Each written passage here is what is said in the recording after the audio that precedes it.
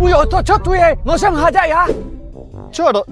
Dotko, to ty si? Čo, chceš si ísť zahrať? Cipa, tu dobre vidím. Toto, to ty si? Čo ty tu robíš? Však som ti hovoril, že budeme tu na zápase legend pred Košickou futbalovou arénou. Internacionály, Slovenská a Maďarska. Nehovoril si mi. No dobre, a keď vyhrám, tak vyhrám toto auto, čo je za mnou? No, za jeden zápas neviem, že či vyhráš to auto. A prečo tu potom sú, keď ich nemôžem vyhrať? No dobre, tak idem si zahrať. Dodo, počúvaj, a kebyže sa mi to nepodarí okradnúť, tak kde si to môžem kúpiť? Dotko, no ukradnúť asi určite nie. A keď chceš vedieť kde, však si to prečítaj. Jo, však ty vieš, že neviem čítať.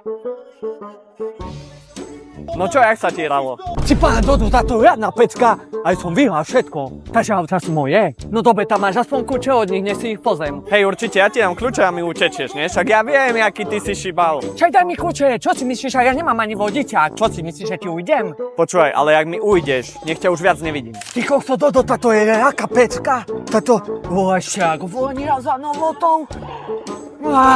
Hej, super. Dobre, ty už choď preč, zavri mi dvere. Aj, jak ja som sa nechal prehovoriť.